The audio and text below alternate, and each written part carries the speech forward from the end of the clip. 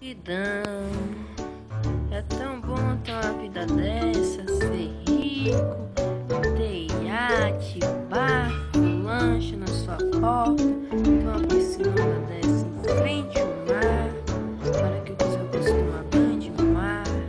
Tô muito rico. Eita, me esqueci que hoje tem reunião lá na cidade. Ah não, mano, corre. Deixei a piscina.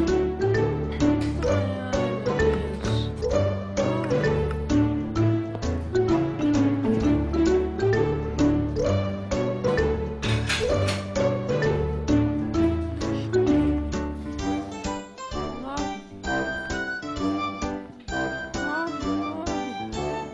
Deixa eu pegar minhas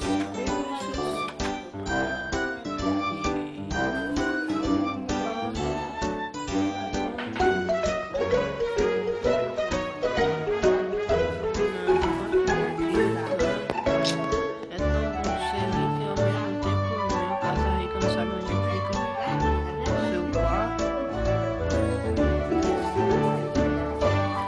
Acho que é aqui.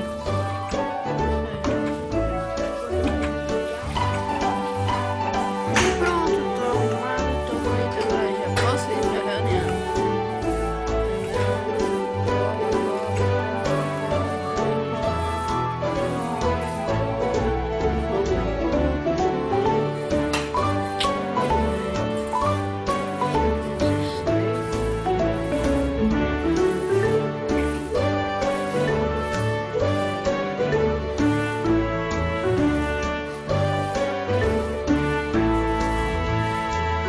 É muito importante. Agora que eu vou.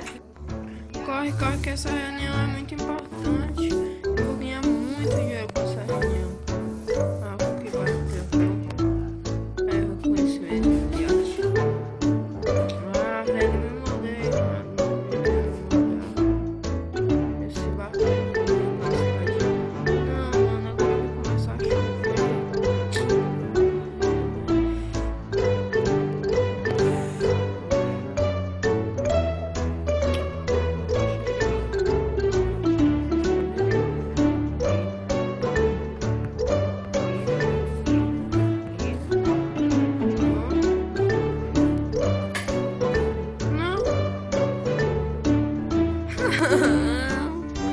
A gasolina acabou.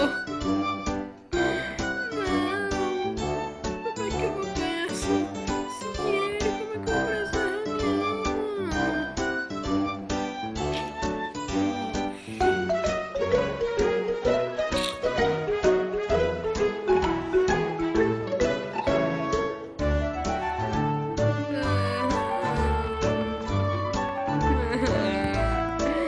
Acabou.